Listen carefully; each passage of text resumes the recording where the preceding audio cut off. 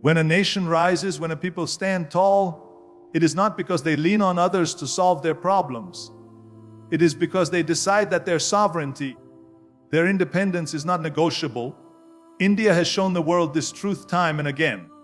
And when the United States recently claimed that it could step in as a mediator, India's answer was firm, clear, and without hesitation. No.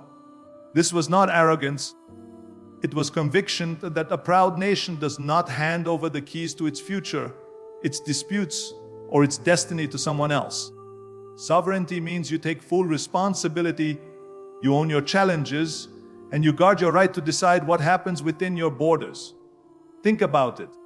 When you build something with your own hands, when you carve out your own path, the victories taste sweeter, and even the struggles mean more. For India, sovereignty has never been just a word in a constitution. It has been forged through centuries of struggle, through sacrifices that carved freedom out of the grip of colonial rule. Every drop of blood shed for independence carried the promise that no external power would ever again dictate the course of this nation. And so, when offers of mediation come, it is not just about whether that offer is helpful or not.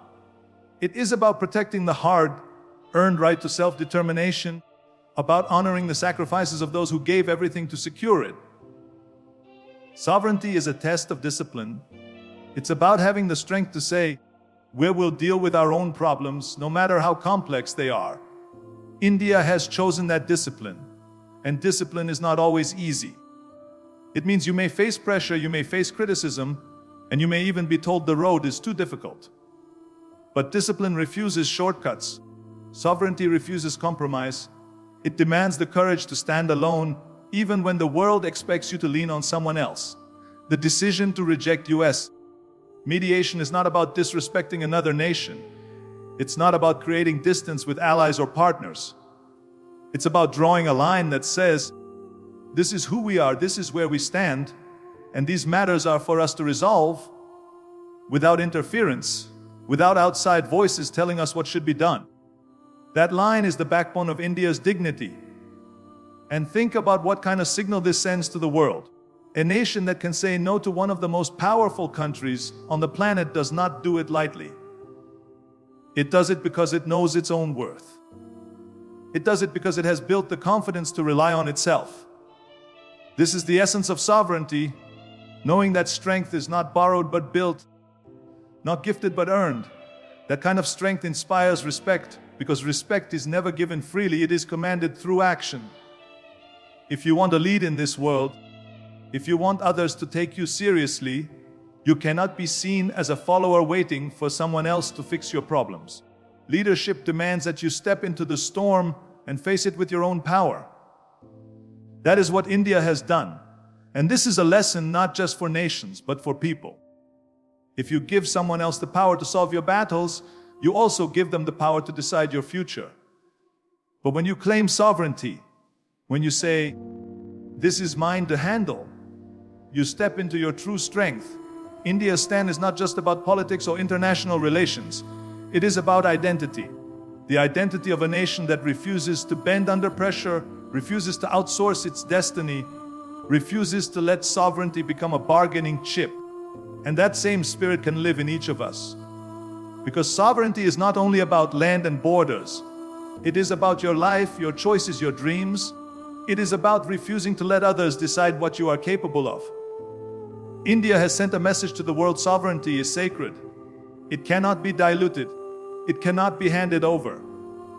And when you hold on to it, when you fight for it, when you stand tall and guard it with discipline and conviction, the world has no choice but to respect you. That is the power of sovereignty.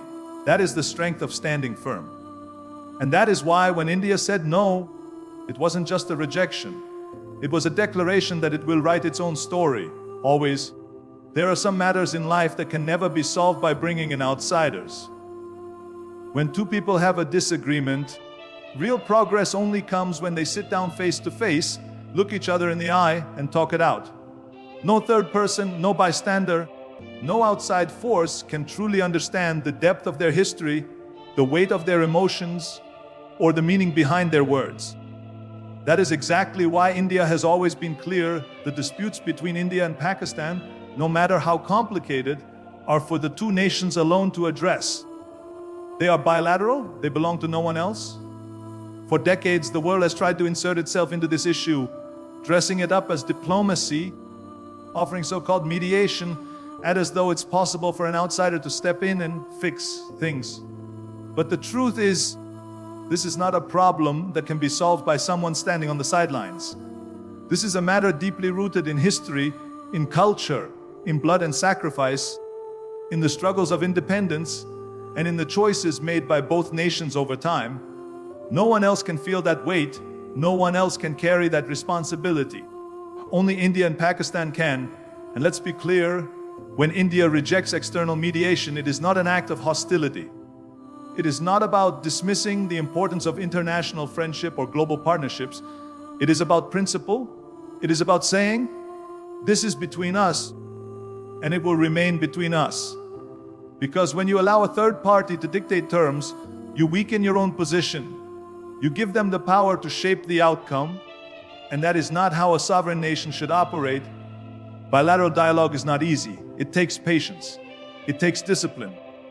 It means sitting at the table even when the air is heavy with mistrust, even when every word feels like a challenge. But it also means there is a chance, no matter how small, for real understanding. Because in bilateral dialogue, there is no filter, no distortion, no outside hand twisting the narrative. There is only honesty, and honesty, even when it is uncomfortable, is the foundation of progress. Some say outside mediation could speed things up, could create quick solutions. But quick solutions rarely last. Real resolution requires ownership, and ownership only comes when both parties invest themselves fully in the process. That is why India stands firm on this principle. Not because it is stubborn, but because it knows that any path to lasting peace must be built directly between the two nations involved, not imposed by an outsider who may not even stay committed for the long run. And this approach carries a deeper message to the world. It shows that India does not shy away from responsibility. It does not run to others to manage its disputes. It does not hand over its challenges to someone else. It is willing to engage, but only on its own terms, in a way that preserves its dignity and its authority. That is strength. That is discipline. That is the kind of posture that earns respect. If you think about it, this principle is not just for nations, but for us as people. If you and I have a conflict, the only way to truly resolve it is by facing each other, not by running to a third person to decide for us. Because when you let someone else intervene, you also let them control the outcome. But when you deal with it directly, you learn, you grow, and you build respect. The same truth applies on the global stage. India's insistence on bilateralism is not just a stance, it is a lesson. A lesson in self-respect, a lesson in accountability, a lesson in how lasting peace and resolution are built. And while the road between India and Pakistan may be long, filled with obstacles, and difficult to travel, it is a road that must be walked by them alone. So when the world offers to mediate, India's response is simple and unwavering: thank you, but no. Because this is our matter, our responsibility, and our dialogue. And if there is to be a resolution, it will come not from outsiders, but from the strength, the courage, and the willingness of the two nations who share the dispute to find a way forward. That is the power of standing firm. That is the power of choosing responsibility. And that is why India will never allow its voice to be replaced by another. When you look at the journey of any strong nation, you realize that what sets it apart is not just power or size, but consistency. It is the discipline to stand by its principles no matter the pressure, no matter who is watching, no matter what the cost. India has lived by that discipline in its foreign policy since the first day it became independent. This consistency is what has earned it respect on the world stage. It has shown that India cannot be swayed by temporary favors, cannot be moved by outside promises, and cannot be pushed into decisions that compromise its sovereignty. From the very beginning, when India came out of the chains of colonialism, it knew that freedom had to be guarded with clarity and conviction. It could not afford to exchange one form of control for another, not politically, not economically, not militarily. That is why during the Cold War, when the world was being pulled apart into two opposing camps, India chose not to become a pawn. Instead of surrendering to one side or the other, it chose the harder path, the path of non-alignment. It was not neutrality, it was strength. It was the determination to say, we will make decisions based on our interests, not someone else's agenda. And that same spirit carries through today, whether it is in rejecting external mediation or in choosing its partners. Consistency in foreign policy is like consistency in training. You cannot build strength if you keep switching methods every other day. You cannot achieve results if you keep changing your goals depending on who talks to you. Nations, just like individuals, earn respect when they show they have a core, a set of principles they do not abandon under pressure. For India, one of those principles has always been sovereignty, never letting outside forces dictate the terms of its disputes or its development. Every time mediation has been suggested from abroad, India's answer has remained the same. Every time pressure has been applied, the resolve has not cracked. This is not about being rigid. It is about knowing who you are and refusing to bend in ways that compromise that identity. Because the moment a nation starts making exceptions, the moment it starts bending its principles for convenience, it weakens itself. Others see that weakness. They learn that with enough pressure, they can force the nation's hand. India has never allowed that lesson to be taught. It has always sent the opposite message. You cannot break us, you cannot buy us, you cannot manipulate us into forgetting who we are. Think about the message this consistency sends to the Indian people. It gives them pride. It shows them that their nation has a backbone, that it will not bow to outsiders, that it carries forward the same determination that won independence in the first place. And it also teaches the world that India is a reliable partner, not one that flips positions whenever the wind changes. Reliability is power. People trust you more, nations respect you more, because they know your word means something. And this consistency is not passive. It requires constant effort, constant vigilance, constant willingness to stand up and say no when it would be easier to say yes. It means building alliances without losing independence. It means cooperating without surrendering. It means listening without obeying. That balance is not easy, but it is what keeps a nation strong. The rejection of US mediation is simply the latest example of this long tradition. It is not about hostility. It is about clarity.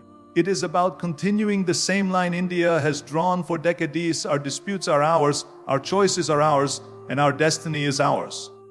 That line has not wavered since independence, and it will not waver now. Because the moment it wavers, everything built on it, the pride, the sovereignty, the respect begins to crumble. Consistency is what turns decisions into legacy, and legacy is what makes nations immortal in history. India's foreign policy, rooted in this unwavering consistency, has carved out its place as a nation that does not follow, but leads with its own principles. It is this discipline, this clarity that ensures it will never be spoken of as a nation that compromised under pressure, but as one that stood firm again and again, no matter who tried to bend it.